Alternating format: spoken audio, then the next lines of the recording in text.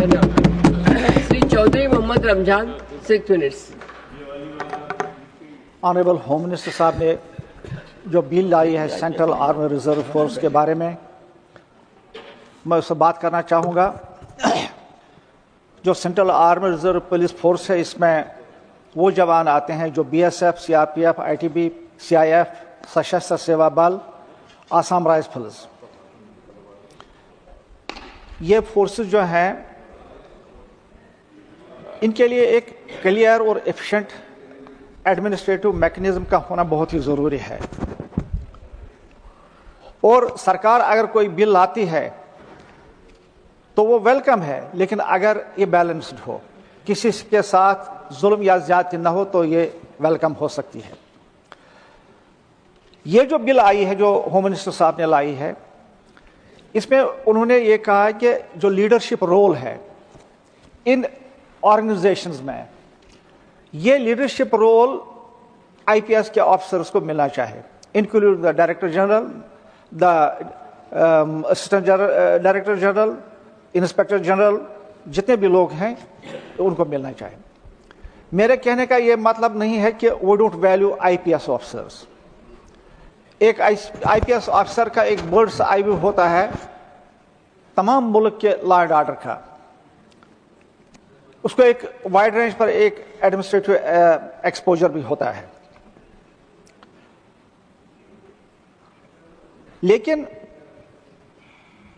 एक और बात भी है इनमें कि जो स्टेट और सेंटर जो है, इसमें जो कोऑर्डिनेशन का रोल वो अच्छे तरीके से जानते हैं।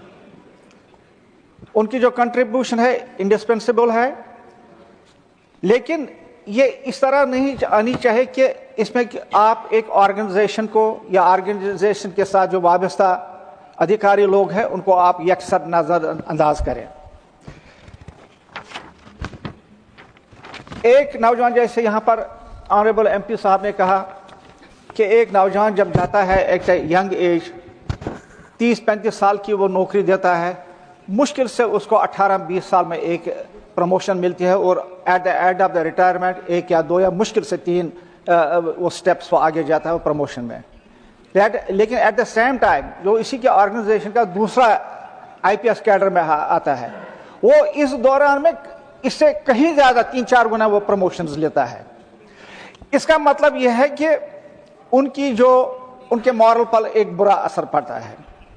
हालांकि हम ये जानते हैं कि ये ऑर्गेनाइजेशन के लोग हैं, आईटीबी, बीएसएफ या सशस्त्र सेवा बल के लोग जो हैं, जैसे इन्होंने भी कहा, they are guarding our borders in extreme conditions. ये लोग हमारा जो वाइटल इंफ्रास्ट्रक्चर है, इंक्लूडिंग आवर एयरपोर्ट्स वगैरह, इसको वो सिक्योर करते हैं।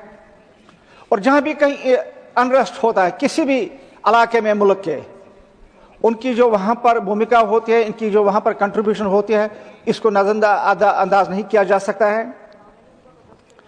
जब भी इलेक्शन आते हैं तो इन्हीं लोगों को भेजा जाता है, और इसके साथ साथ खुदा न खास्ता जब कहीं नेचुरल डिजास्टर्स होते हैं तब भी यही लोग जाते हैं। लिहाजा इनका जो रोल है इट इज इंडिस्पेंसिबल। इन जवानों को आप नजरअंदाज करेंगे या उनके मॉरल पर एक बहुत बुरा असर डालेगा। और एक नौजवान को अगर आप ये कहेंगे कि आपको इस ऑर्गेनाइजेशन में आकर कोई भी आगे जाने का चांस नहीं है, तो उससे उसकी दिल शिकनी भी होती है, उसका हौसला भी गिरता है, और वो जिस तन मन धन से काम करना चाहता है इस ऑर्गेनाइजेशन में, वो नहीं ये कर सकता है। मैं यहां पर ये कहना चाहूंगा कि ऑनरेबल सुप्रीम कोर्ट ने 2025 में 23 मई को इनके हक में फैसला दिया। सरकार ने रिव्यू पिटीशन फाइल किया तो 25 में उसको भी सुप्रीम कोर्ट ने रिजेक्ट किया। यही सुप्रीम कोर्ट के बारे में मैं यहां पर यह कहना चाहूंगा कि सुप्रीम कोर्ट के किसी भी फैसले को रेस्पेक्ट किया जाना चाहिए, ये सिलेक्टिव नहीं होना चाहिए। अभी 370 आपने खत्म किया, मोहर आपने लगाई, कहा कि ये बस फाइनल है, ये कानून बन गया। ये आपने कहा कि इस पर मोहर फाइल। आज अगर सुप्रीम कोर्ट ने 2 बार इनके हक में फैसला दिया, आज आप ये कहते हैं, आप उसको वाया मीडिया देखते निकालते हैं कि सुप्रीम कोर्ट के इस फैसले को हम कैसे खत्म करेंगे। लिहाजा मैं ये कहना चाहूंगा सुप्रीम कोर्ट का जो फैसला है ये सिलेक्टिवली इस पर रेस्पेक्ट नहीं होना चाहिए, मनआन से इस पर रेस्पेक्ट होना चाहिए, क्योंकि वहां पर जो लोग हैं वो अच्छी तरीके से जानते हैं कि किस तरह से लॉ को इंटरप्रेट करें। तो मैं यहां पर ये कहना चाहूंगा कि ये बिल जो है नेशनल कॉन्फ्रेंस, हम चाहते हैं नेशनल कॉन्फ्रेंस के लोग, जम्मू कश्मीर के लोग, हम चाहते हैं कि ये इसमें अगर कोई चेंज करनी है ये बैलेंस्ड होनी चाहिए, एक ऑर्गेनाइजेशन को लेट डाउन नहीं किया जाना चाहिए और सारा फायदा दूसरे को देना चाहिए। मैं समझता हूं कि इस बिल को सिलेक्ट कमेटी में भेजा जाना चाहिए जो ज्वाइंट हो और उसमें एक्सपर्ट्स भी हो, और एक्सपर्ट्स ही नहीं जो स्टेक होल्डर्स भी हो वो भी इस बिल उस पर सिलेक्ट कमेटी में होने चाहिए और इस पर थर्ड भी डिस्कस होना चाहिए और फिर वापस पार्लियामेंट में आना चाहिए। शुक्रिया, थैंक यू।